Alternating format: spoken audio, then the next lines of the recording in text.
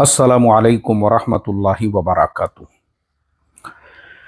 बिस्मिल्लाहिर्रहमानिर्रहीम नहमदुहु व नुसल्ली अला रसूलिहिल करीम व अला आलिहि व अस्हाबिहि अजमईन। अम्मा बाद, मोहतरम भाइयों, बुजुर्गों, दोस्तों, हम दो वीडियोस चैनल पे औलाद की नफ्सियाती तरबियत से मुताल्लिक़ अभी हाल के दिनों में अपलोड कर चुके हैं। उनमें से एक तो कल जुमा के दिन ही मैंने चैनल पे अपलोड किया था। वापस से मेरे जहन में ये बात आई कि मैं आप लोगों को वो बातें बतलाऊं जो बातें हर पेरेंट्स को जानना ज़रूरी है कि आपने अपनी औलाद की तरबियत में किन बातों का ध्यान रखना चाहिए। मतलब हमारा जो इंडियन कल्चर है, हम उस कल्चर के हिसाब से औलाद को क्या सिखाते हैं, लेकिन एक्चुअल में हमको औलाद को सिखाना क्या चाहिए, यही हम लोगों को पता नहीं है। तो वो जो सारी बातें हैं मैं आपको शरीयत की रोशनी में समझाऊंगा। यानी अल्लाह के नबी सल्लल्लाहु अलैहि वसल्लम ने अपने सहाबा इकराम की तरबियत कैसे की। कुरान करीम के अंदर हज़रत हकीम लुकमान, उन्होंने अपने बेटे को कैसे नसीहतें की, अपने बेटे की कैसी तरबियत की। तो वो सारी चीज़ों को अगर हम मद्देनज़र रखते हैं ना, तो आपको आज के ज़माने की, यानी हमारी जो तरबियत है, हम अपने बच्चों की, अपने औलादों की जो कर रहे हैं, वो बिल्कुल आपको अपोजिट नज़र आएगी। जैसे मैं पिछले 2 मरतबा के वीडियोज़ में ये बात बोल चुका हूँ, हमारे यहाँ बच्चे की नफ्सियात को समझे बगैर, बच्चे की मेंटालिटी को समझे बगैर बच्चे को किस तरह से ग्रो करना चाहिए, बाकी सारी चीज़ों को छोड़कर बस हमारा फोकस उसको बुजुर्ग बनाने पर, उसको अकाबिर बनाने पर, उसको टोपी पिनाने पर, उसको जुब्बा पिनाने के ऊपर होता है। इसीलिए आज आप देखो, आपकी मस्जिद में भी आपको 1-2 नौजवान ऐसे मिल जाएंगे जिनकी उम्रें होंगी 17 साल 18 साल, लेकिन वो आपको 65 और 70 साल के बुढ़ों से भी ज़्यादा बुजुर्ग मिलेंगे। अभी वो बच्चे टीन एज है, अभी उनकी शादियां होने वाली है। तो इसीलिए क्या होता है ना, हम अपनी औलादों को जो सिखाना है वो सिखाने की बजाय ये सारे चीज़ों पे जब फोकस देने लगते हैं, या फिर दूसरी चीज़ ये होती है, हम जिस मसलक से ताल्लुक़ रखते हैं तो हमारे घराने में रोज़ाना उसी के से मुताल्लिक़ मुज़ाकरे होते हैं, और हमारे अपोजिशन वाला जो मसलक होता है उसकी बुराइयाँ होती है, उसकी ग़ीबतें होती है। जो हमारा फेवरेट मौलाना है या जो हमारा फेवरेट ख़तीब है, हम उसकी तारीफ़ें और तौसीफ़ें अपने घर के अंदर करते रहते हैं, और जिससे हमारी नहीं जमती है उसकी ग़ीबतें, उसकी बुराइयां बयान करते हैं। तो हम बचपन से अपने बच्चों के जहन में जहर घोलने का काम कर रहे हैं, आप उसको दीनदार नहीं बना रहे हो। ऐसे ही एक प्रॉब्लम ये होता है कि हमारी रिश्तेदारों में आपस में नहीं जमती है, तो हम लोगों को ये पता ही नहीं है कि बच्चों के सामने उनकी बुराइयां नहीं बयान करना चाहिए। अब सगे दादा दादी के लिए बच्चों के दिलों में नफरत पैदा की जाती है कि दादा दादी ने हमको क्या दिए। सगे चचाओं के लिए, मतलब जो सगे रिश्तेदार हैं, उनके लिए भी जो है अपने बच्चों के दिलो दिमाग के अंदर बचपन से, वो बेचारा मासूम बच्चा है, कल को तुम मर गए, कब्र में चले गए, लेकिन वो बच्चे के जहन में जो जहर घोल के तुम जा रहे हो, अब बड़ा होने के बाद उसको तो सगे जो रिश्तेदार है, जैसे उसके सगे चचा है, उसके सगे बड़े अब्बा है, उसके सगे मामू है, तुमने सगे रिश्तेदारों से उसको इतना बज़न कर दिए थे, तुम मर गए, क्योंकि जिंदगी का कोई भरोसा नहीं है। अब उसके बाद वो अपने उन्हीं सगे रिश्तेदारों से इतना ज्यादा बदगुमान हो चुका है कि वो उनको अपना समझने के लिए तैयार नहीं है। उसके बरअक्स आपकी जो दुश्मनियां हैं अपने भाइयों से, अपने सालों से, अपने रिश्तेदारों से, आप उसको अपनी जगह रखो। बच्चों के सामने आपने मुज़ाकरा नहीं किया, और मान लो इत्तेफाकन आप मर जाते हैं या आपका इंतकाल हो जाता है, तो कम से कम अब वो जो रिश्तेदार है, ऑटोमेटिकली अल्लाह ताला हमदर्दी दिलों में पैदा करता है। चलो भाई, अपना इख्तिलाफ अपने भाई से था, लेकिन अपने भतीजे जो है, ये तो अपनी जिम्मेदारी है, कम से कम वो भाई अपने भतीजों के सर पे शफकत और मोहब्बत का हाथ रखने वाले तो बनेंगे। वो मामू, वो नाना, वो दादा, वो रिश्तेदार। और अगर तुम ऐसे ही बचपन से उनको बज़्ज़न करोगे ना, तो हमारा एक्चुअल प्रॉब्लम ये है कि टोपी जुब्बा, और हम ये समझते हैं कि बस दीनदारी इसी का नाम है। तो एक्चुअल जो दीनदारी जिसे कहते हैं ना, आज मैं आपको बताता हूँ। मैंने अपने बच्चों की तालीम और तरबियत कैसे किया, कुरान और हदीस की रोशनी में। मैं मस्जिद के अंदर इमामत करता था, तो मेरे बच्चे भी मेरे मकतब में ही पढ़ते थे। तो मैंने जितना जो तरबियत मेरे बच्चों की किया, वैसे ही मेरे सारे शागिर्दों की, सारे शागिर्द जितने भी नो भी मेरे पास में पढ़ा हुआ है, वो सारे शागिर्दों को अच्छी तरह पता है آج میرے وہی شاگرد ماشاءاللہ دین دنیا دونوں میں ترقی کر رہے ہیں، کیونکہ جو میں نے میری اولادوں کے لیے پسند کیا میں نے میرے شاگردوں کے لیے بھی وہی پسند کیا۔ تو میں جیسے سب کی تربیت کرتا تھا، میرے مکتب میں پڑھنے والے بچے، بھائی تم اسکول میں پڑھ رہے ہو، کالج میں پڑھ رہے ہو، پڑھو، ترقی کرو، آگے بڑھو، کوئی پرابلم نہیں ہے، لیکن نمازوں کا تم کو اہتمام کرنا ہے۔ اب نماز جو ہے فرض ہے، بچے کو نماز کی اہمیت یاد دلاؤ۔ اب نماز کے اندر جو ہے نا اس کو اپنے مسلک کا غلام مت بناؤ۔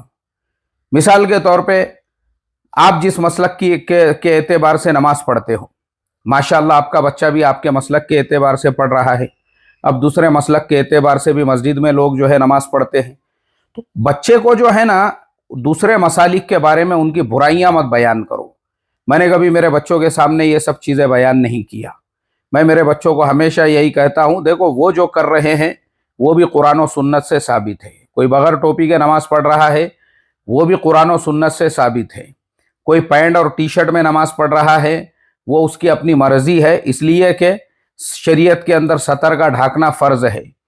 اب اگر کوئی انسان اپنا سطر جینس پینٹ اور ٹی شرٹ پہن کر ڈھانک رہا ہے، کوئی حرج نہیں ہے اس کے اندر۔ کوئی فارمل ڈریس پہن کر اگر اپنا سطر ڈھانک رہا ہے، کوئی حرج نہیں ہے اس کے اندر۔ بھارتی کرتے پیجامے کو سنت قرار دینا یہ سراسر جو ہے میں سمجھتا ہوں سنت کی توہین کرنا ہے یہ، کیونکہ اللہ کے نبی صلی اللہ علیہ وسلم کی سیرت کو اگر ہم اٹھا کر دیکھیں گے تو اللہ کے نبی صلی اللہ علیہ وسلم کے پاس دو چادریں ہوا کرتی تھی۔ ایک چادر کو آپ تہبند کی طرح سے باندھ لیا کرتے تھے، دوسری چادر کو آپ اوڑھ لیتے تھے۔ آپ کے پاس جو صحابہ اکرام تھے ان میں بہت سارے اصحاب صفہ میں وہ صحابہ اکرام بھی تھے جن کے پاس پورا بدن ڈھکنے کے لیے کپڑا بھی نہیں ہوتا تھا۔ تو دیکھو ہمارے آج کے زمانے کے اندر جس قسم کے کپڑے لوگ پہنتے ہیں، مرد کے لیے ریشم کا لباس شریعت میں ناجائز اور حرام ہے، مرد ریشم نہیں پہن سکتا ہے۔ اس کے علاوہ اگر وہ اپنے اعتبار سے جو کپڑے پہن رہا ہے تو اب آپ کپڑوں میں الجھ جاؤں گے تو آپ اس کو فرض نماز سے روکنے کا ذریعہ بن رہے ہو۔ تو اس کے لیے کپڑے چاہے کوئی کسی مسلک کا انسان ہو، وہ بغیر ٹوپی کے نماز پڑھتا ہو اس سے الجھنا نہیں، کوئی سینے پہ ہاتھ باندھ کے نماز پڑھتا ہے اس سے الجھنا نہیں، کیونکہ یہ بھی بخاری شریف سے ثابت ہے۔ کوئی ناف کے نیچے ہاتھ باندھتا ہے، ہم لوگ حنفی ہے، ہمارے اپنے امام صاحب کے نزدیک ناف سے نیچے ہاتھ باندھنا جو ہے وہ سنت ہے، ہم اس کے اوپر عمل کرتے ہیں، وہ ہمارے مرضی کی بات ہے۔ اور دنیا میں بہت بڑی تعداد ایسے مسلمانوں کی بھی ہے جو بالکل ہاتھ نہیں باندھتے ہیں، نہ وہ سینے پہ ہاتھ باندھتے ہیں، نہ وہ ناف کے نیچے ہاتھ باندھتے ہیں، اور ان کے پاس بھی دلیل ہے۔ ایسا نہیں ہے کہ ان کے پاس دلیل نہیں ہے، یہ لوگ حضرت امام احمد ابن حنبل رحمۃ اللہ علیہ کے ماننے والے ہیں، اور امام احمد ابن حنبل رحمۃ اللہ علیہ کے جو ماننے والے ہیں ان میں بھی دو الگ الگ ٹکڑے ہیں۔ مطلب ایک ٹکڑا وہ ہے جو حضرت سیدنا عبد القادر جیلانی رحمۃ اللہ علیہ کو بھی امام مانتا ہے، فقہی امام، یعنی مسئلے مسائل کے اعتبار سے۔ تو یہ جو لوگ ہیں وہ لوگ ہاتھی نہیں باندھتے ہیں۔ اب آپ مجھے بتاؤ کیا جھگڑے کریں گے آپ ان کے ساتھ، کیا ان سے جو ہے اختلافات کریں گے؟ تو ہمارے گھرانوں میں کیا ہوتا ہے، بچوں کو جو سکھانے کی چیزیں ہیں وہ نہیں سکھاتے۔ اب ہمارے بچے جھگڑے کر رہے ہیں چبوتروں پہ بیٹھ کے مسالک کے عنوان کے اوپر، مارا ماری چل رہی ہے ان کی سوشل میڈیا کے اوپر۔ ان کو اسلام کی تم نے اہمیت ہی نہیں دلائے کہ بھائی سب سے اہم جو چیز ہے وہ ہے مذہب اسلام۔ آپ قرآن پہ عمل کرو، حدیث پہ عمل کرو۔ یہ مسالک جو ہے ہر ایک کے پاس میں اس کی اپنی دلائل ہے۔ اب تم 1450 سال کے بعد میں مناظرے مت کرتے بیٹھو کہ میری دلیل تیرے دلیل سے زیادہ صحیح ہے، تیری دلیل میری دلیل سے زیادہ صحیح ہے۔ تو یہ جو لوگ ہیں نا نوجوانوں کو اختلاف سکھانے والے، پھر میں آتا ہوں اسی بات پر جو میں بار بار کہتے رہتا ہوں کہ ہمارے بھارت کے جیسے یا بر صغیر کے جیسے علاقے میں لوگوں کو خاص طور پہ قرآن و حدیث سے دور رکھا گیا، اسی لیے تاکہ ہر مسلک والا ان کو اپنا غلام بنا سکے۔ اور میں بار بار یہ کہتا ہوں کہ ہمارے یہاں مدرسہ کسی بھی مسلک کا ہو، اس میں پڑھنے والا جو طالب علم ہوتا ہے، چاہے وہاں پہ 8 سال پڑھے، 10 سال پڑھے، 12 سال پڑھ کے وہاں سے مفتی بنے، قاضی شریعت بن کر نکلے، وہ صرف اور صرف ایک مسلک کا ذہنی غلام بن کر نکلتا ہے۔ اس کا قرآن اور سنت سے کوئی لینا دینا نہیں ہوتا ہے دور دور تک۔ وہ اپنے طلبا کو بخاری شریف کا درس چل رہا ہے، اللہ کے نبی صلی اللہ علیہ وسلم کی حدیثیں بیان ہو رہی ہے، وہاں پہ بھی حدیث کی بجائے اپنے اکابر کے من گھڑت قصے کہانیاں سنائے جا رہے ہیں، اپنے بزرگوں کی من گھڑت کرامتیں۔ ارے بھائی، تمہارے سامنے بخاری شریف کھلی ہوئی ہے، بچوں کو اللہ کے نبی صلی اللہ علیہ وسلم کی حدیث سناؤ یار۔ انہیں حدیث نہیں سنائی جا رہی ہے، وہاں پہ بھی حدیث کے مقابلے میں اپنے بزرگوں کی عظمت بیان کی جا رہی ہے۔ مطلب یہ ہے کہ طالب علم کے دل میں حدیث کی عظمت ہی نہ آئے، اللہ کے نبی صلی اللہ علیہ وسلم کی سیرت کی عظمت ہی نہ آئے، اس کے دل میں سے اپنے من گھڑت اکابر اور بزرگوں کی بڑائی نکلنا نہیں چاہیے، اس لیے پوری کوشش، پورا ہپنوٹائز کیا جاتا ہے اس کو۔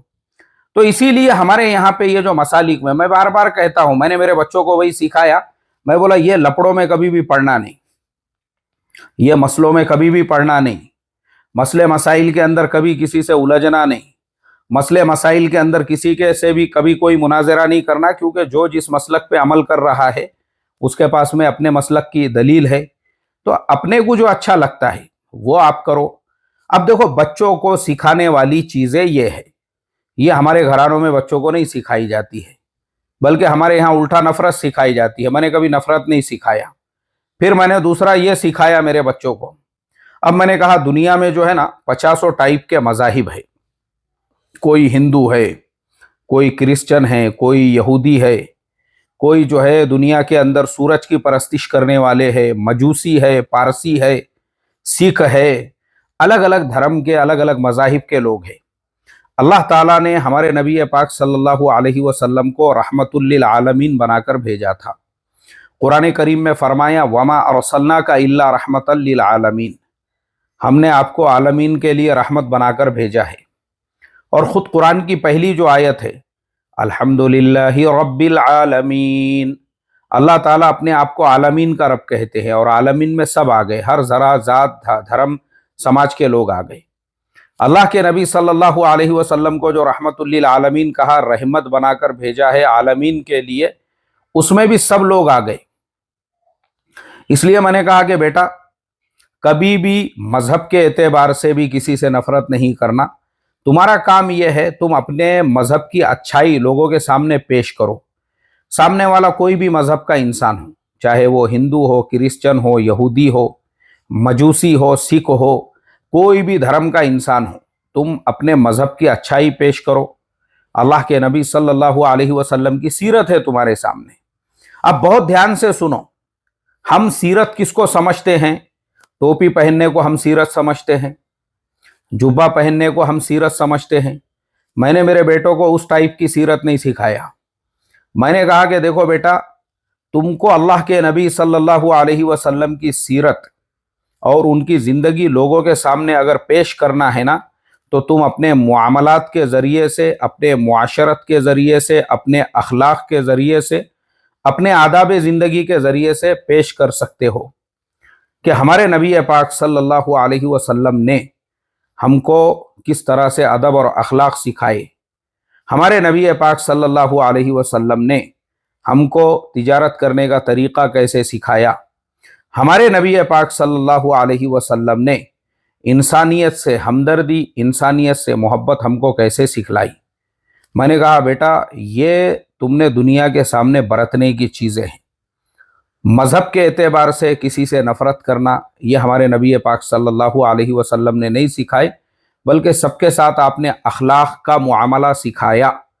اسی لیے میں نے کہا کہ اب تم کو جو ہے نا، ہمارے یہاں پہ بڑے بڑے جبہ پوش ملیں گے، جبہ پوش، اور ٹوپیاں ملیں گی ماشاءاللہ بہترین بہترین، 500 روپے کی پہنی ہوئی ہے۔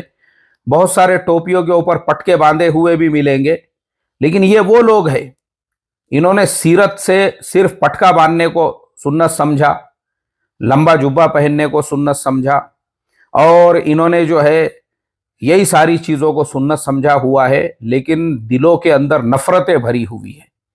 کس کے لیے نفرت بھری ہوئی ہے؟ ارے باقی دنیا کا تو دو چھوڑ کر، خود اپنے ساتھ مسجد میں جو نماز پڑھنے والے ہیں ان کے لیے دلوں میں نفرت بھری ہوئی ہے۔ جس جماعت میں کام کر رہے ہیں اس کے اپنے ساتھیوں کے لیے دلوں کے اندر نفرت بھری ہوئی ہے۔ میں نے کہا تم کو ویسا نہیں بننا ہے، तुमको अल्लाह के नबी सल्लल्लाहु अलैहि वसल्लम की सीरत से जो सीखना है वो मोहब्बत, कि हमारे नबी पाक सल्लल्लाहु अलैहि वसल्लम ने अपने दुश्मनों को सीने से लगाया। फतह मक्का के बाद आपने ऐसे ऐसे खतरनाक दुश्मन आपके सामने थे, वो हिंदा जिसने हजरत हमजा रजी अल्लाह ताला अन्हु का कलेजा चबाया था, आपने उसको माफ कर दिया। वो हजरत वहशी जिन्होंने हजरत हमजा रजी अल्लाह ताला अन्हु को शहीद किया था, हमारे नबी पाक सल्लल्लाहु अलैहि वसल्लम ने उनको भी माफ कर दिया। और ऐसा मोहब्बत का मुआमला किया मक्के वालों के साथ। उसके बाद ग़ज़वा हुनैन और उसका जो गनीमत का माल था वो मक्का के ऐसे लोगों के दरमियान में भी तकसीम हुआ जो आज तक ईमान में दाखिल नहीं हुए थे। बताओ, मैंने कहा दुनिया में कहाँ ऐसी मिसालें मिलेंगी। तो मैंने कहा बेटा जुब्बा मत पहनो, कोई ज़रूरत नहीं है जुब्बे पहनने की। जुब्बे पहनकर गीबतें करने से, जुब्बे पहनकर सर पे पटके बांध के गीबतें करने से, 500-500 की टोपियां पहनकर गीबतें करने से, झिपोटियां छोड़कर गीबतें करने से बेहतर यह है तुम पैंट शर्ट पहनो, लेकिन अल्लाह के नबी की इस सुन्नत के ऊपर अमल करो। तुम्हारे दिल में मोहब्बत होना चाहिए। झिपोटियां छोड़े हुए है खांधे तक और गीबतें बयान हो रही है वजू खानों में। जुब्बे जमीन को रगड़े मार रहे हैं, लेकिन दिल में हसद, जलन, कीना, बुग़्ज़ भरा हुआ है। एक ही सफ में नमाज पढ़ रहे हैं, लेकिन एक दूसरे के जो है तबाही और बुराई चाह रहे हैं। एक दूसरे की जड़ें काटने में लगे हुए हैं। एक दूसरे के से जो है ऐसी नफरत भरी हुई है दिलों के अंदर कि चेहरे देखने को तैयार नहीं है। मैंने कहा मत पहनो ऐसे जुब्बे। ऐसा नफरती जुब्बे वाला बनने से, ऐसा नफरती झिपोटिया वाला बनने से, ऐसा नफरती पटके वाला बनने से बेहतर यह है कि तुम पैंट शर्ट पहनकर मोहब्बती बनो, जीन्स और टी शर्ट पहनकर मोहब्बत करने वाला बनो। इसीलिए मैंने मेरे बच्चों को जब यह तालीम दिया, आज मैं देखता हूं अल्हम्दुलिल्लाह मेरे बच्चे सबकी इज्जत करते हैं, रिस्पेक्ट करते हैं। वो किसी को किसी धर्म की नज़र से नहीं देखते, वो किसी को किसी मसलक की नज़र से नहीं देखते। यही उनके कामयाबी का, क्योंकि सीरत से मैंने उनको ये सिखाया। मैंने झिपोटिया छोड़ना, पटके बांधना ये नहीं सिखाया उनको, मैंने ये मोहब्बत सिखाया। मोहब्बत कोई मसला नहीं है, सबको अपना समझोगे तो तुम दुनिया में हर एक के साथ में काम कर सकोगे। हमारे इस्लाम ने हमको नफरत सिखाया ही नहीं है। हाँ, तुम अपने अखलाक से, अब उनके अखलाक का असर देखो। अखलाक की वजह से ही आज वो लोग इनके साथ 2 साल 3 साल से काम कर रहे हैं। और आप जब अपनी औलाद को, ये है औलादों को सिखाने वाली चीजें, मगर हम क्या सिखाते? जुब्बा, झिपोटिया, पटके। इसीलिए बच्चे जो है 17-17, 18-18 साल की उम्र में 65 और 70 साल के बुड्ढों से भी बड़े अकाबिर बन गए हुए हैं, क्योंकि उन्होंने उसको ही जिंदगी समझे ना। और बाकी जो है मारा मारी, लड़ाई झगड़े, नफरतें, गीबतें, वही नौजवान जो है होटलों में बैठ के गीबतें बयान कर रहे हैं, क्योंकि हमने उन नौजवानों को अपने मसलक से जोड़ा, अपने अकाबिर से जोड़ा, अपने बुजुर्गों से जोड़ा, अपने मनपसंद बयान करने वालों से जोड़ा, तो वो बच्चे उन्हीं को नबियों से ऊंचा समझने लग गए। यही हमारा सबसे बड़ा प्रॉब्लम है। जो सिखाने वाली चीजें हैं बच्चों को, जमाने से लड़ना, हालात से मुकाबला करना, ये मैंने सिखाया हूं।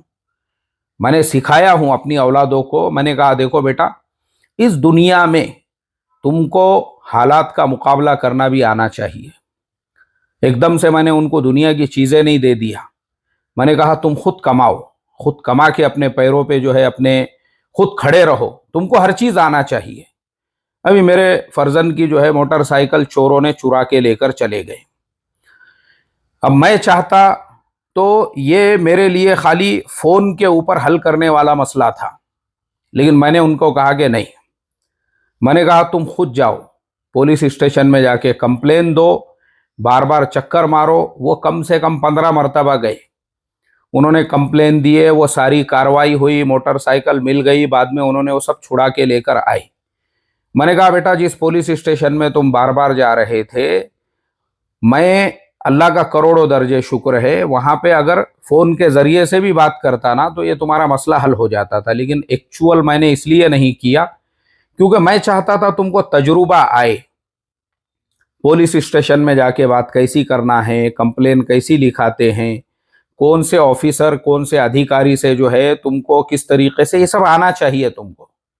یہ ساری چیزیں تم کو آئیں گی نا، کیونکہ زندگی میں تم کو بڑے بڑے حالات فیس کرنا ہے. جب تم کو اپنی خود کی کمپنیاں چلانا ہے، تم کو امپلائیز کو ہینڈل کرنا ہے، تم کو یہ سارے کام کرنا ہے. میں نے کہا میری پوری واچ تھی تمہارے یہ پورے سیناریو کے اوپر کہ بھائی تم بار بار جا رہے ہو، وہاں کیا اپڈیٹ ہو رہا ہے. تو یہ تم کو تجربہ آتا ہے، اور تمہارے درمیان کا جو حجاب ہے، پولیس اسٹیشن میں جانے کا، کورٹ کچہری میں جانے کا، وکیلوں سے بات کرنے کا، جج کے سامنے کھڑے رہنے کا، اور کون سے آفیسر سے مل کے اپنا کون سا کام کس طریقے سے کرانے کا، یہ سارے چیزوں کا تجربہ آتا ہے. جب تمہارے اندر کا یہ سارا حجاب نکل جاتا نا، تو اس کے بعد میں پھر تمہارے لیے سارا کام کرنا آسان ہوتا ہے. میں نے میری اولادوں کو یہ سکھایا. میرے نعت کو اگر کوئی لگا تو میں نے میری اولادوں کو دور سے پہلے ہی، یعنی ان کی بچپن سے میں نے یہی تربیت کیا ہوا ہوں. میں نے کہا بیٹا تم لوگ بیچ میں آنا نہیں ہے سارے مسئلے مسائل کے، خالی تم دیکھتے رہنا کہ میں ایسے لوگوں کو قبرستان تک کیسے پہنچاتا ہوں، ہر ایک کا علاج کیسے کرتا ہوں. میرے پاس میں جو 12 ہولی پانا ہے، وہ پانے کا استعمال میں کیسے کرتا ہوں. کھنڈو لال کو کتنے نمبر کا پانا لگنے والا ہے، بنڈو لال کو کتنے نمبر کا پانا لگنے والا ہے، پاجی صاحب کو کتنے نمبر کا پانا لگنے والا ہے، دادا کی پھٹیلی شیروانی کو کتنے نمبر کا پانا لگنے والا ہے، مدرسے کے پھٹیلے محتمم کو کتنے نمبر کا پانا لگنے والا ہے. تم خالی دیکھتے رہنا اور یہ سیکھنا میرے سے، تو تاکہ تم زندگی کے اندر جو ہے نا اس طریقے سے ایک 12 ہولی پانا تمہارے پاس میں بھی ہونا چاہیے. جس کو جتنے نمبر کا پانا لگنے والا ہے برابر سے اس کو اتنے ہی نمبر کے گریپ میں لے کے اس کا کام کرنے کا، نعت کو نہیں لگنے کا. میں نے کہا تم سیکھو میرے سے. اسی لیے میرے اگر کسی سے اختلافات وغیرہ ہو جاتے ہیں، یا میرے نعت کو کوئی لگ جاتا ہے، یا میرے سے لڑائی جھگڑے کرنے آتے ہیں نا، میں میری اولادوں وغیرہ کو کبھی بھی انوالو نہیں کرتا ہوں. میں ان کو کہتا ہوں خالی دیکھتے رہو، تم اس کا ٹریٹمنٹ میں کیسے کرتا ہوں، اس کا علاج میں کیسے کرتا ہوں، یہ گومڑے میں سے پیپ کیسے نکالتا ہوں. اور اللہ کا کروڑوں درجے شکر ہے، جب انہوں نے دیکھے ہر ایک کا ٹریٹمنٹ برابر ہو گئے واہے، تو ان کو اس سے جو ہے ایک نصیحت ملی، ایک سبق ملا، ان کو ایک درس ملا. تو دیکھو اولادوں کو زندگی میں یہ چیزیں سکھانے کی ہوتی ہے. ہم اولادوں کو حالات سے مقابلہ کرنا نہیں سکھاتے. اب ہماری اولادیں پریشان ہو جاتی ہے، وہ در بدر کی ٹھوکریں کھانے لگ جاتی ہے. اس طرح سے اولادوں کو پھر ہم کیا کرتے ہیں، کمزور بنا دیتے ہیں. جو سکھانے والی چیزیں ہیں، پیار محبت بھی سکھاؤ، اخلاق بھی سکھاؤ، لیکن ان کے مقابلے پہ اگر سانپ اور ناگ اور زہریلے جو ہے ازگر اگر آ رہے ہوں تو ان کو ٹھیسنے کا کیسا، وہ بھی آپ نے سکھانا چاہیے. ہر چیز اپنی اولاد کو، یہ کام ماں باپ کا ہے. اور اولادوں کی شادیاں بھی، ابھی جیسے وہ لڑکی جس کا میں نے مسئلہ بیان کیا، تو کسی نے کمنٹ کیا بولے مفتی صاحب اس علاقے میں بہت لیٹ شادیاں ہوتی ہے. بالکل صحیح بات ہے. اس علاقے میں پورا زور خالی خانقاہوں میں تسبیح کھینچنے کے اوپر ہے. اس علاقے میں جو ہے بدعتی جو اعتکاف ہوتا ہے، رمضان میں 5-5 ہزار لوگ جمع ہو رہے ہیں، اسی کے اوپر ہے. اس علاقے میں اسی کو دینداری سمجھی جاتی ہے. لیکن لڑکیوں کی عمر 35 سال ہو رہی ہے، ان کی شادی کرنے کو، اس کو اسلام سمجھے نہیں تم نے. لڑکوں کی عمریں جو ہے 30 سال ہو رہی ہے. تو یہی سارے پرابلم ایکچوئل میں یہ مانسک بیماریاں ہیں، یہ کہ لوگ جو ہے نا دین کس کو سمجھتے ہیں، جبہ ٹوپی، بس جبہ ٹوپی پہنا کے اس کو 30-35 سال کا بڈھا ہونے دو، شادی مت کرو اس کی. لڑکی کو بھی پوری بڈھی ہونے دو. ارے بھائی وہ لڑکی بالغہ ہو گئی، شادی کرا کے دے دو اس کی. جب تم نہیں کراؤ گے نا اس طرح سے، میرا تجربہ ہے یہ، اس لائن سے ہم پہلے کام کر چکے ہیں. یہ جو لڑکیاں ہیں ارتداد والی، گھروں سے جانے والی، ان میں ایک بہت بڑی تعداد آپ کو وہ لڑکیوں کی ملیں گی جن کی عمر 25 سال سے اوپر ہو چکی تھی. 25 سال، 27 سال، 30 سال، 35 سال. آپ مجھے بتاؤ کہ آپ کی غلطی نہیں ہے؟ کس شریعت پہ عمل کر رہے ہو بھائی آپ؟ خالی تسبیح کھینچنے پہ زور تمہارے علاقے کے اندر، بچوں کو خالی مدرسوں میں پڑھانے کے اوپر زور، بچوں کو خالی بس دینی مسئلہ. اور افسوس کی بات یہ ہے کہ اس علاقے کے اندر ہر جمعرات کو ہر گاؤں کے اندر ایک چھوٹا سا جلسہ ہوتا ہے، اور جلسے کائے کے لیے ہوتے ہیں؟ صرف کانوں کی عیاشی کے لیے. अपना मनपसंद मौलाना बुला के कॉमेडी कराओ। अब राजू श्रीवास्तव की कॉमेडी तो नहीं करा सकते हैं, एहसान कुरैशी की कॉमेडी तो नहीं करा सकते हैं, तो एक आधे खतीब को बुला लो ताकि कानों की अय्याशी हो जाए। बयान सुन के अमल किसी के बाप को करना नहीं है, बाद में खाली मुजाकरे करना है कि इनका बयान एक टॉपिक पे था या 50 टॉपिक के ऊपर था। यही चल रहा है, अमल कौड़ी भर का नहीं, उसकी वजह से ये मसले मसाइल। अरे शादियां करो जो प्रैक्टिकल दीन है, प्रैक्टिकल। मैंने मेरे बच्चों की शादियां 21 साल की उम्र के अंदर कर दिया, अल्हम्दुलिल्लाह। मैं इस बात के ऊपर मुतमईन हूं। अल्लाह हम तमाम को अमल की तौफीक अता फरमाए। अस्सलामु अलैकुम व रहमतुल्लाह।